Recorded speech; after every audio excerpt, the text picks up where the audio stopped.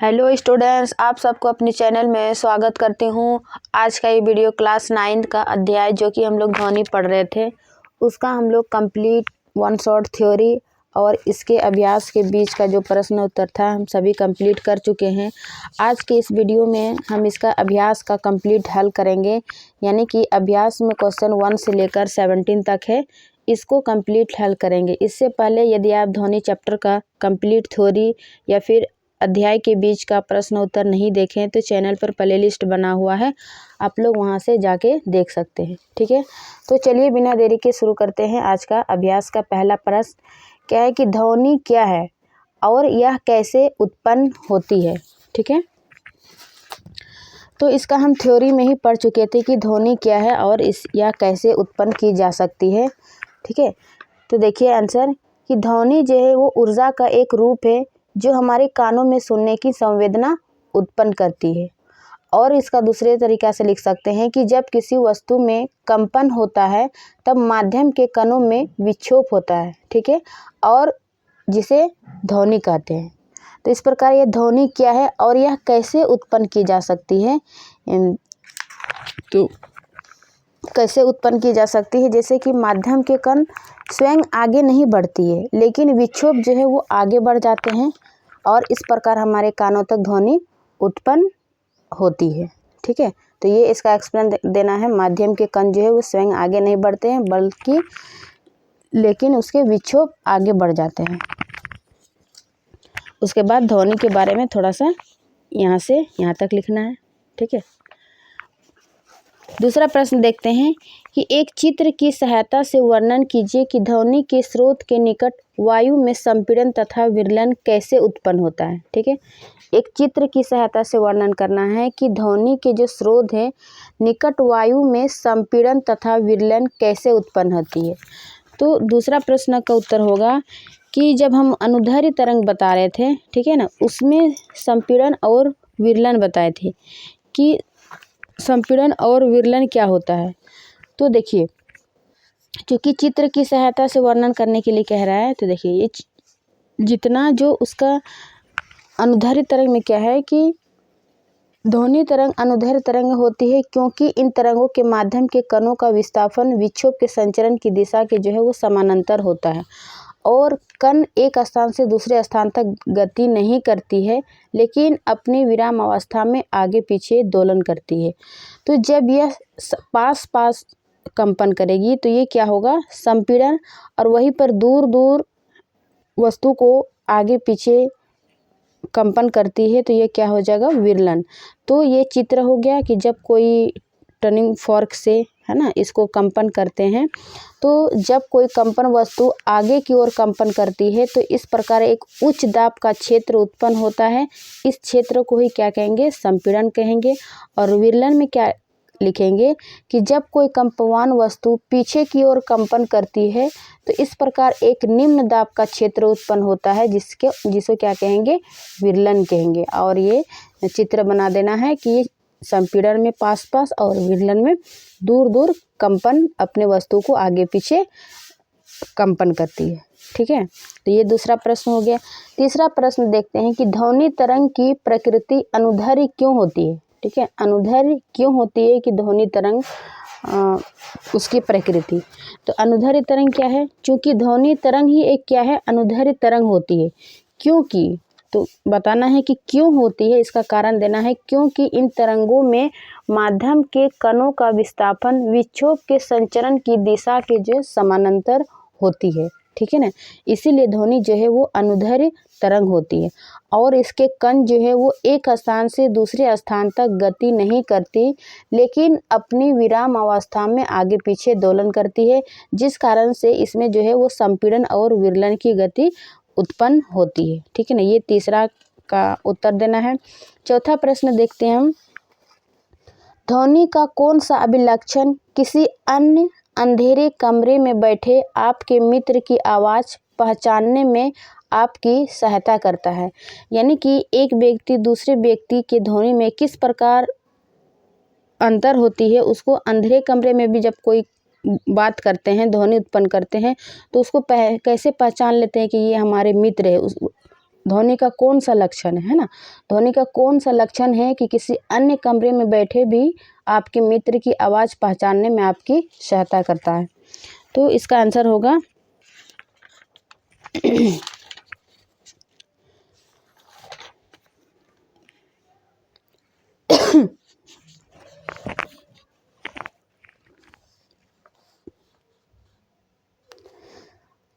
चौथा का इसकी जो है क्वालिटी या फिर टिम्बर के कारण यानी कि गुणता के कारण, यह ध्वनि की एक अभिलक्षणिक गुण है जो हमें समान तारत्व या प्रबलता की दो ध्वनियों में अंतर करने में सहायता करता है। इसी के कारण, ये गुणवत्ता के कारण हम अंधेरे कमरे में भी बैठे अपने मित्र की आवाज़ को पहचानने में हेल्प करते हैं ना, सहायता करती है। तो ये इसकी गुणता के कारण, ये इसका गुणता के बारे में लिखना है। तो ये चौथा प्रश्न। पांचवा प्रश्न देखते हैं कि तड़ित की चमक तथा गर्जन साथ साथ उत्पन्न होते हैं। क्या कह रहा है कि जब तड़ित होती है तो उसकी चमक और गर्जन साथ साथ उत्पन्न होते हैं, लेकिन चमक दिखाई देने के कुछ सेकंड बाद गर्जन सुनाई देती है, ऐसा क्यों? ठीक है, तो इसका कारण देना है। पांचवा का उत्तर होगा, ऐसा प्रकाश की चाल काफ़ी उच्च के कारण होता है। क्योंकि प्रकाश की चाल जो है वो काफ़ी उच्च होती है, लगभग निर्वात में कितनी होती है 3.8 पे पावर 3 इंटू 10⁸ मीटर प्रति सेकेंड, जबकि ध्वनि की चाल 346 मीटर प्रति सेकेंड होती है ना। इसीलिए कह रहे हैं कि चमक पहले दिखाई देती है लेकिन गर्जन कुछ समय बाद सुनाई देती है। अतः स्पष्ट है कि ध्वनि को आकाश से धरती तक आने में कुछ समय लग जाता है, परंतु प्रकाश लगभग तुरंत दिखाई देती है ना, क्योंकि इसकी चाल में अंतर है। चाल में अंतर होने के कारण प्रकाश की किरण पहले आ जाती है लेकिन हमें गर्जन बाद में सुनाई देता है। ठीक है, नेक्स्ट क्वेश्चन 6 देखते हैं कि किसी व्यक्ति का औसत श्रवप्राश 20 हर्ट्ज से 20 किलो हर्ट्ज है। ठीक है, इन दोनों आवृत्तियों के लिए ध्वनि तरंगों की तरंगदैर्घ्य ज्ञात कीजिए। कह रहा है कि किसी भी श्रव व्यक्ति की ध्वनि प्राश क्या है, 20 हर्ट्ज से 20 किलो हर्ट्ज है। तो इन दोनों आवृत्तियों के लिए ध्वनि तरंगों की तरंगदैर्घ्य ज्ञात कीजिए। वायु में ध्वनि का वेग 344 मीटर प्रति सेकंड दी हुई है, यानी कि हमको क्या निकालना है, ध्वनि का तरंगदैर्घ्य निकालना है और ध्वनि का वेग दिया हुआ है यानी कि v वेलोसिटी। ठीक है ना, तो सबसे पहले जो दिया हुआ है उसे हम लिख लेते हैं, उसके बाद जो निकालना है उसको लिखेंगे। ठीक है, दिया हुआ है क्या है, वेग यानी कि वेलोसिटी 344 मीटर प्रति सेकेंड। उसके बाद श्रव परिसर में आवृत्ति दी हुई है यानी कि एक 20 हर्ट्ज दी हुई है और दूसरा v1 बराबर मान लेते हैं 20 हर्ट्ज, दूसरा क्या मानेंगे 20 किलो हर्ट्ज या फिर 20,000 हर्ट्ज। ठीक है, और हमें क्या निकालना है, ध्वनि तरंग। तो चूंकि ध्वनि तरंग बराबर क्या होती है, वेग बटे आवृत्ति। ये है जब भी हम लोग ध्वनि तरंग के अभिलक्षण पढ़ रहे थे, उससे जो हम लोग फार्मूला निकाले उसी फार्मूला को हम यहाँ पर यूज़ करेंगे। ठीक है, क्योंकि ध्वनि तरंग बराबर क्या हुआ, वेग बटे आवृत्ति। तो पहला स्थिति में यानी कि जो पहला ध्वनि स्राव की परिसर दी हुई है 20 हर्ट्ज, उसको पहले निकालेंगे। स्थिति 1 कि जब आवृत्ति v1 बराबर 20 हर्ट्ज हो तो तरंगदैर्घ्य यानी कि लैम्डा बराबर क्या होगा, क्योंकि वेग मेरा क्या दिया हुआ है 344 बट्टे 20 हर्ट्ज। ठीक है ना, जब इसको हम कटाते हैं यानी कि तो मेरा आंसर निकलता है 17.2 मीटर। वही दूसरी केस के लिए यानी कि दूसरी केस के लिए v2 बराबर हम क्या लिखेंगे 20,000 हर्ट्ज या फिर 20 किलो हर्ट्ज। ठीक है ना, तो यहाँ पर हम 20,000 हर्ट्ज लिखते हैं। v2 बराबर लैम्डा बराबर हो जाएगा वेग बट्टे आवृत्ति, तो वेग वही लेंगे 344 बट्टे 20,000 हर्ट्ज। ठीक है ना, जब हम इसको हल करते हैं तो ये मेरा 0.0172 मीटर आता है। ठीक है ना, तो ये ध्वनि तरंग यानी कि अलग अलग स्थिति दिया हुआ था v1 और v2 और एक वेग दी हुई थी, तो उसी से तरंगदैर्घ्य बराबर वेग बट्टे आवृत्ति यानी कि ध्वनि तरंग याद करना था। ये मेरा 2 आंसर निकलता है। ठीक है, तो छठा का ये हो गया। अब नेक्स्ट क्वेश्चन 7 का देखते हैं कि दो बालक किसी एल्युमिनियम का पाइप के दो सिरों पर, ठीक है, दो बालक किसी एल्युमिनियम पाइप के दो सिरों पर, एक बालक पाइप के एक सिरे पर पत्थर से आघात करता है ना, इनके पत्थर से उसको चोट पहुंचाता है। दूसरे सिरे पर स्थित बालक तक वायु तथा एल्युमिनियम से होकर जाने वाली ध्वनि तरंगों द्वारा दिए गए समय का अनुपात ज्ञात कीजिए। यानी कि इसमें क्या कह रहा है कि समय t1 और t2 निकालना है, एक सिरे का और दूसरे सिरे का, और एक सिरे से जो है वो ध्वनि उत्पन्न कर रही है ना, उसको पत्थर से आघात कर कर। तो इसको सबसे पहले लिखेंगे 7 का कि वायु का दिया हुआ है, चूँकि यहाँ पे मान नहीं दिया हुआ है ना, तो लेकिन वायु और एल्युमिनियम का आपके बुक में दिया हुआ है कि 25 डिग्री सेल्सियस पर, देखिए एक चार्ट होगा इसमें, एक मिनट,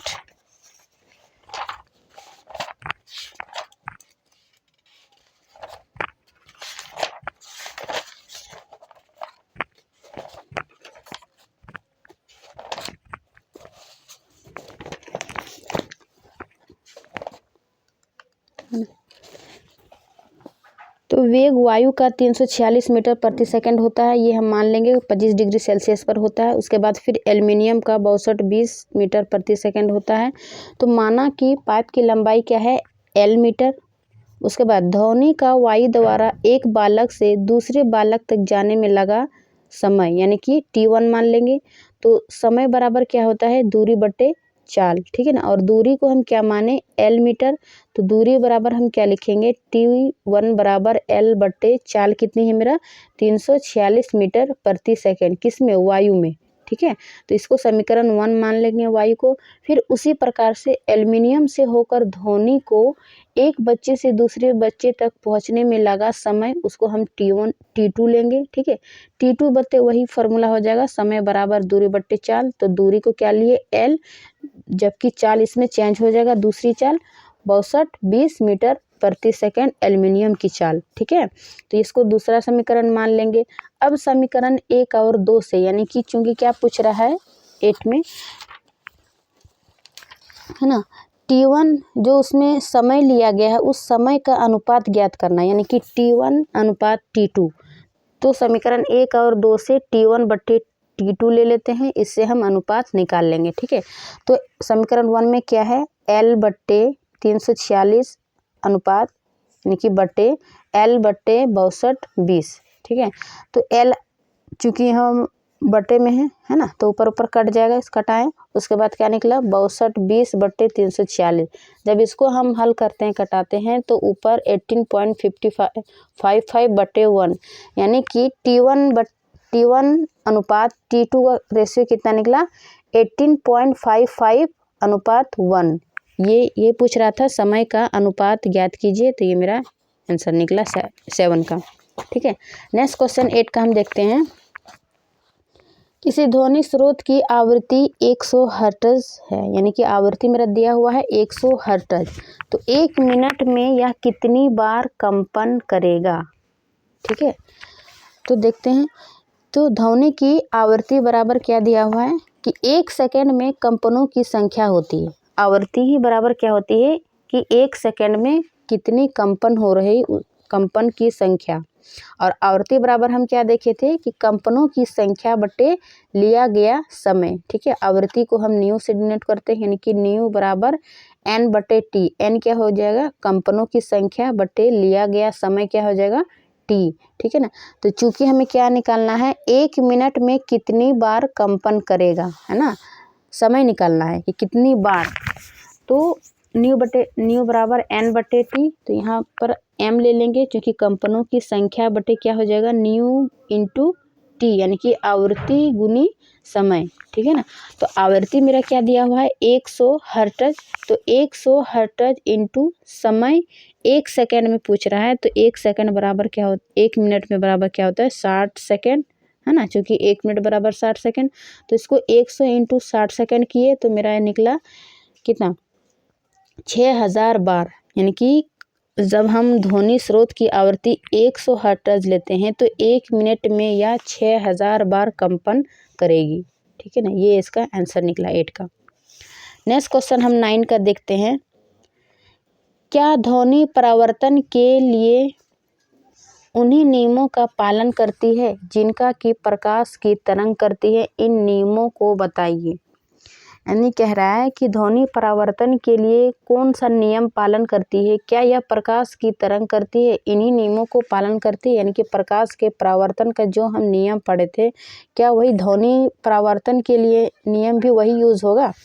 तो इसका आंसर होगा हाँ, कि ध्वनि भी परावर्तन के उन्हीं नियमों का पालन करती है जिनका कि प्रकाश की तरंग करती है। ठीक है ना। तो ध्वनि के परावर्तन का नियम क्या है? यानी कि प्रकाश का नियम क्या है? तो आपतित ध्वनि तरंग, जैसे कि हम लोग पढ़े थे कि ये है समतल दर्पण। ठीक है ना। तो जब प्रकाश की किरण पड़ती है, आपतित किरण और परावर्तित किरण और ये अभिलंब है ना, ये तीनों एक ही पॉइंट पर होती है। ये प्रकाश के नियम पढ़े थे, लेकिन यहाँ पर वही ध्वनि के बारे में पढ़ेंगे कि आपतित ध्वनि तरंग, परावर्तित ध्वनि तरंग तथा आपतन बिंदु पर खींचे गए अभिलंब, ये तीनों एक ही तल पर होंगे, है ना, एक ही तल पर हुआ। उसके बाद दूसरा था प्रकाश के परावर्तन, कि ये परावर्तन आई, है ना, आई कोण, और ये इसको आर मानते हैं, साइन आई साइन आर, ये दोनों आपतन कोण और परावर्तन कोण बराबर होता था। ठीक उसी प्रकार ध्वनि में हम यहाँ देखेंगे कि परावर्तित पृष्ठ के आपतन बिंदु पर खींचे गए अभिलंब तथा ध्वनि के आपतन होने की दिशा पर परावर्तन होने की दिशा के बीच का कोण आपस में क्या होगा? बराबर होगा। यानी कि कोण आई बराबर कोण आर। ठीक है ना। तो ये प्रकाश के जो नियम था, उन्हीं के लगभग बराबर ये क्या है? ध्वनि परावर्तन के नियम। ठीक है ना। तो ये इसका एक्सप्लेन था 9 का। अब नेक्स्ट क्वेश्चन देखते हैं 10 का। ध्वनि का एक स्रोत किसी परावर्तक सतह के सामने रखने पर उसके द्वारा प्रदत्त ध्वनि तरंग की प्रतिध्वनि सुनाई देती है। ठीक है। यदि स्रोत तथा परावर्तक सतह से की दूरी स्थिर रहे तो किस दिन प्रतिध्वनि अधिक शीघ्र सुनाई देगी? जिस दिन तापमान अधिक हो या फिर जिस दिन तापमान कम हो। यानी कि दो कंडीशन दिया हुआ है कि जिस दिन तापमान अधिक होगा या फिर जिस दिन तापमान कम होगा, तो ध्वनि की स्रोत तथा परावर्तक सतह की दूरी पर स्थित रहे, किस दिन ध्वनि अधिक सुनाई देगा? अधिक शीघ्र सुनाई देगा, यानी कि अधिक जल्दी सुनाई देगा। तो इसका आंसर होगा कि अधिक तापमान वाले दिन जो है, यानी कि पहला जिस दिन तापमान अधिक हो, है ना। पहला क्या है कि जिस दिन तापमान अधिक हो, अधिक तापमान वाले दिन प्रतिध्वनि शीघ्र सुनाई देगी। क्यों? कारण इसका होगा कि प्रतिध्वनि का समय क्या होता है? T/2D/V। डी क्या हो जाएगा? परावर्तक पृष्ठ की सतह से दूरी, है ना, दूरी हो जाएगा, तो 2D/V वेग। चूंकि d जो है वो दूरी है और इसलिए प्रतिध्वनि का समय ध्वनि के चाल का व्युत्क्रमानुपाती होगा, मीन्स उल्टा होगा। यदि ताप में वृद्धि होने पर उस माध्यम की ध्वनि की चाल भी बढ़ती है ना। यदि ताप में वृद्धि हो रही तो ध्वनि की चाल भी बढ़ेगी, यदि ताप में कमी हो रही तो ध्वनि की चाल में भी कमी हो जाएगी। अतः अधिक ताप वाले दिन ध्वनि की चाल अधिक होगी और प्रतिध्वनि जो है उसके शीघ्र सुनाई देगी, है ना। ये इसका 10 नंबर का आंसर होगा। उसके बाद नेक्स्ट क्वेश्चन देखते हैं 11 का। ठीक है, कि ध्वनि तरंगों के परावर्तन के दो व्यवहारिक उपयोग लिखिए। यानी कि ध्वनि तरंग के परावर्तन के दो क्या यूज है ना, उसको लिखना। यूज व्यवहारिक उपयोग लिखिए। तो इसका पहला यूज देखते हैं कि ध्वनि तरंग के परावर्तन के क्या यूज है। पहला है कि मेगाफोन या फिर लाउड स्पीकर, हॉर्न तथा शहनाई जैसे वाद्य यंत्र में इस ध्वनि तरंग के परावर्तन का यूज करते हैं। इसमें क्या होता है, ये सभी इस प्रकार बनाए जाते हैं कि ध्वनि जो है वो सभी दिशाओं में फैले बिना, है ना, सभी दिशाओं में फैले बिना केवल एक विशेष दिशा में ही जाती है। यह स्रोत से उत्पन्न होने वाली ध्वनि तरंगों को बार बार परावर्तित करके श्रोताओं की ओर आगे की दिशा में भेज देता है।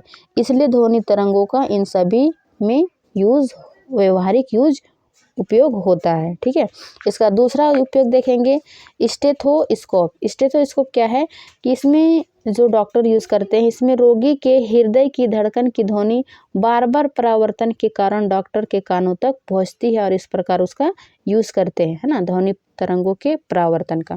तो इसका हम 2 यूज़ देख लिए 11 का, ध्वनि तरंगों के परावर्तन। नेक्स्ट क्वेश्चन 12 का देखते हैं कि 500 मीटर ऊंची किसी मीनार की चोटी से एक पत्थर मीनार के आधार पर स्थित एक पानी के तालाब में गिराया जाता है। ठीक है, कह रहा है कि 500 मीटर ऊंची मीनार की चोटी पर एक पत्थर जो है वो मीनार के आधार पर, है ना, यानी कि तालाब में गिराया जाता है जो मीनार से नीचे है। पानी में इसके गिरने की ध्वनि चोटी पर कब सुनाई देगी? यानी कि जो ऊपर से पत्थर फेंका गया 500 मीटर ऊपर से तालाब पर, तो वह ध्वनि ऊपर यानी कि 500 मीटर कब सुनाई देगी? जबकि यहाँ पर जी का मान दिया हुआ है कि हम यहाँ पर 10 मीटर प्रति सेकंड स्क्वायर लेंगे तथा ध्वनि की चाल बराबर 340 मीटर प्रति सेकंड लेंगे। ठीक है, तो 12 का सबसे पहले जो दिया हुआ है उसको लिखकर हम उसका एक्सप्लेन करेंगे कि पत्थर की ऊंचाई यानी कि h बराबर 500 मीटर दी हुई है और g बराबर हम क्या लेंगे यहाँ पर 10 मीटर प्रति सेकंड स्क्वायर। तो मीनार की चोटी से पानी की सतह तक पत्थर को आने में कुछ समय लगा होगा, है ना, तो उस समय को हम क्या लेंगे t1 मान लेते हैं और इसलिए जो उसकी ऊंचाई है तो यहाँ पर क्या हो जाएगा ऊंचाई बराबर s, दूरी, है ना, s मान लेंगे। तो s बराबर ut plus half at square जो लिखते हैं गति के, जब हम समीकरण पढ़ रहे थे गति का तीसरा समीकरण में a को, है ना, g भी मान लेते हैं जब उसको हम न्यूमेरिकल बना रहे थे, ठीक है ना, गुरुत्वीय त्वरण में। तो हाफ gt स्क्वायर, तो चूँकि दूरी दी हुई 500 तो 500 मीटर बटे u क्या हो जाएगा यहाँ प्रारंभिक u बराबर 0 हो जाएगी। 0 into t1 plus half g यहाँ क्या लेंगे 10 स्क्वायर, है ना, 10 इंटू t, चूँकि यहाँ t1 का स्क्वायर है तो t इंटू t। ठीक है, जबकि यहाँ t1 एक t और एक t कट गया, उसके बाद क्या बचा यहाँ पर भी कट गया, 2 पंचे 10, तो यहाँ क्या बचा 5t1 स्क्वायर, चूँकि यहाँ, है ना, 2t बचा, सॉरी यहाँ पे तो t1 इंटू 0 तो यहाँ 0 हो जाएगा, तो यहाँ पे t स्क्वायर ही बचा। उसके बाद अब क्या हो जाएगा, चूँकि t का मान इधर करेंगे तो t1 का स्क्वायर बटे 500 बटे, है ना, 5, इसको हल करते हैं तो 100, क्योंकि यहाँ t स्क्वायर है। अब t1 बराबर इधर अंडर रूट इधर आ जाएगा 100, तो t1 बराबर 100 का वर्ग क्या हो जाएगा 10, तो 10 सेकंड मेरा क्या निकला t1। ठीक है, अब नेक्स्ट निकालेंगे कि जब पानी से टकराने के बाद ध्वनि को मीनार की चोटी तक पहुंचने में लगा समय। सबसे पहले समय क्या निकाले कि जो मीनार के ऊंचाई से नीचे तक फेंका जा रहा था तालाब में, उसमें जो समय लगा उसको हम क्या निकाले t1 में। ठीक है, अब t2 क्या निकालेंगे कि जब पानी से टकराने के बाद ध्वनि को मीनार की चोटी तक पहुंचने में जो समय लगा उसको हम मान लेंगे t2। ठीक है ना, तो चूँकि t बराबर क्या होता है दूरी बट्टे चाल, तो दूरी भी मेरा दिया हुआ है और चाल भी मेरा क्या दिया हुआ है 340 मीटर प्रति सेकंड। ठीक है, तो दूरी 500 लेंगे और चाल क्या लेंगे 340, जब इसको हम हल करते हैं तो ये मेरा निकलता है 1.47, है ना, सेकेंड। तो इसलिए पानी से टकराने के बाद, क्योंकि एक बार मीनार से जो तालाब में पानी में टकराया उसकी समय t1 और फिर टकराने के बाद मीनार तक जो ध्वनि पहुंचा तो उसमें समय लगा t2। तो दोनों को पूछ रहा है कि दोनों में कुल समय, पानी से टकराने के बाद ध्वनि को मीनार की चोटी तक पहुंचने में लगा कुल समय, है ना, कुल समय हम इसको क्या मान लेंगे t बराबर t1 प्लस t2। तो t1 में हम क्या निकाले 10 सेकेंड और t2 में क्या निकाले 1.47 सेकेंड। ठीक है, जब इन दोनों को जोड़ते हैं तो ये मेरा मान निकलता है 11.47 सेकेंड। ठीक है ना, तो इस प्रकार जो है मीनार तक ध्वनि उत्पन्न करने, ध्वनि जो पहुंचने में कितना समय लगा 11.47 सेकेंड। ठीक है ना, ये 12 का आंसर होगा। देखिए सबसे आसान जो दिया हुआ है पहले उसको एक एक करके एक्सप्लेन करके निकालिए, फिर जो है हम आंसर तक पहुंच जाएंगे। नेक्स्ट क्वेश्चन 30 का देखते हैं कि एक ध्वनि तरंग 339 मीटर प्रति सेकंड की चाल से चलती है। तो यहाँ क्या दिया हुआ है, चाल दी हुई है 339 मीटर प्रति सेकंड। यदि इसकी तरंगदैर्घ्य 1.5 सेंटीमीटर हो, क्या दिया हुआ है कि यदि इसका तरंगदैर्घ्य 1.5 सेंटीमीटर यानी कि लैम्डा दी हुई है मेरा, है ना, लैम्डा, और इधर हो गया ध्वनि तरंग, ठीक है। तो तरंग की आवृत्ति कितनी होगी, क्या ये सरव होगी? आवृत्ति निकालने के बाद ये भी बताना है सरव होगी, सरव यानी कि सुनने का जो परिसर है ना, वो होगी। तो आइए सबसे पहले इसको हल करके देखते हैं 13 का, कि दिया क्या है पहले कि ध्वनि तरंग की चाल 339 मीटर प्रति सेकंड, उसके बाद तरंगदैर्घ्य यानी कि लैम्डा बराबर 1.5 सेंटीमीटर, ठीक है ना। चूंकि यहाँ पर सेंटीमीटर है और यहाँ पर चाल जो है वो मीटर प्रति सेकंड में है, तो सबसे पहले हम तरंगदैर्घ्य यानी कि लैम्डा को मीटर में चेंज करेंगे, ठीक है। मीटर में चेंज करने के लिए सेंटीमीटर को मीटर में चेंज करने के लिए क्या करते हैं, 100 से भाग देते हैं, ठीक है ना। तो जब 100 भाग दिए तो ये मेरा क्या निकला 0.015, ठीक है। ये क्या निकला मेरा तरंगदैर्घ्य। हम लोग क्या देखे थे कि वेग बराबर क्या होता है, तरंगदैर्घ्य इंटू आवृत्ति। तो यहीं से हम क्या निकालेंगे, आवृत्ति, ठीक है ना। चूंकि मेरा यहाँ पर पूछ रहा है आवृत्ति, तो आवृत्ति बराबर क्या होता है, वेग बट्टे तरंगदैर्घ्य, है ना। तो वेग का भी मान दिया हुआ है 339 बट्टे तरंगदैर्घ्य बराबर 0.015। तो इसको हल करते हैं, यानी कि पॉइंट को जब हटाते हैं तो यहाँ पर, है ना, ऊपर 3 जीरो हो जाती है, तो 3 जीरो, इसको कंप्लीट हल करके 22600 हर्ट्ज, ये मेरा क्या निकला आवृत्ति, ठीक है ना। तो चूंकि ध्वनि सरव की परिसर क्या है 20 हर्ट्ज से अधिक, है ना। चूंकि ध्वनि तरंग की आवृत्ति जो है वो 20,000 हर्ट्ज से अधिक है, इसीलिए ये सरव नहीं है ना। ये क्या हो जाएगा, अल्ट्रासाउंड, है ना, प्राध्वनि, यानी कि 20,000 हर्ट्ज से अधिक होने से वो हमें सुन नहीं सकती हैं, ये प्राध्वनि हो जाएगा। तो ये क्या है, असरव है ना। ये पूछ रहा था कि सबसे पहले हम क्या निकालें, आवृत्ति निकालें। तो फिर क्या पूछ रहा है, क्या ये सरव होगी? तो नहीं, ये सरव नहीं होगी, क्योंकि जो है इसका परिसर जो है वो 20,000 हर्ट्ज से अधिक है, इसीलिए ये सरव नहीं है, ठीक है।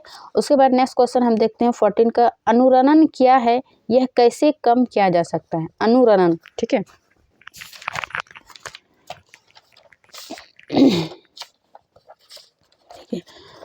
अनुरणन क्या है, यह कैसे कम किया जा सकता है, कि जब कोई ध्वनि उत्पन्न होने के बाद किसी बंद जगह में, जैसे कि हॉल हो गया, कमरा हो गया, है ना, कि दीवारों और छतों से बार बार टकराकर बहुत देर तक बने रहती है ना, इसी को क्या कहेंगे, अनुरणन।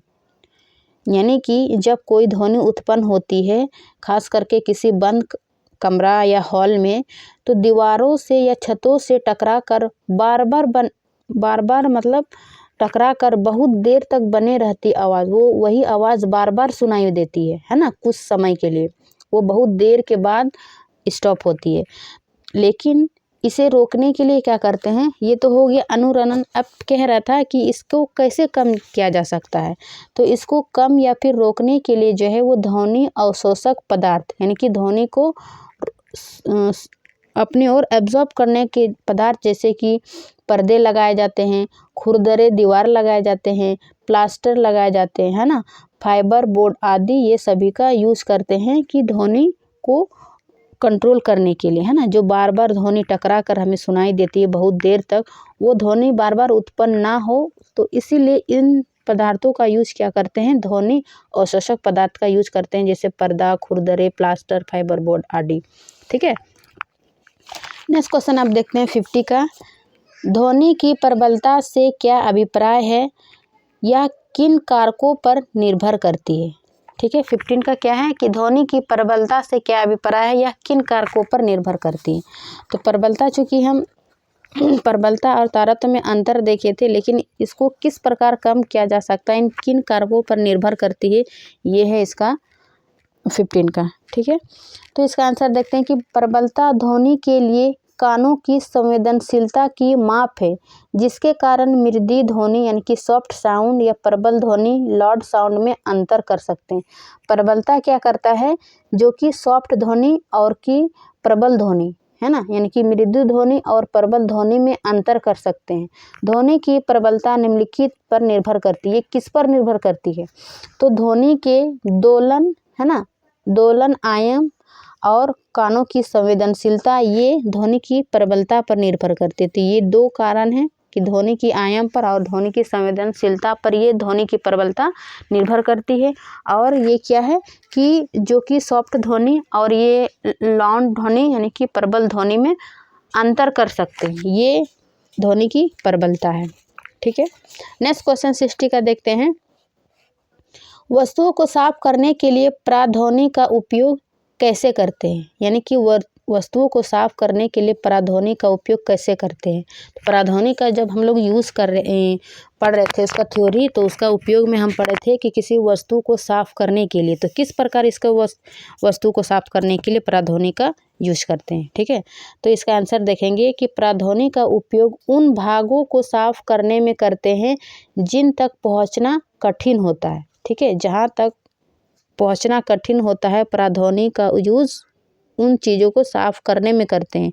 कैसे, जैसे कि सर्पिलाकार नली हो गया, विषम आकार के पुर्जे हो गया, इलेक्ट्रॉनिक अवयव यानी कि घटक आदि वस्तुओं को साफ करने वाले मार्जन विलयन में प्राध्वनि तरंगे भेजी जाती है। ठीक है, उच्च आवृत्ति होने के कारण धूल, चिकनाई, गंदगी के कण अलग अलग होकर नीचे गिर जाते हैं और इस प्रकार वस्तु पूर्णतः साफ हो जाती है।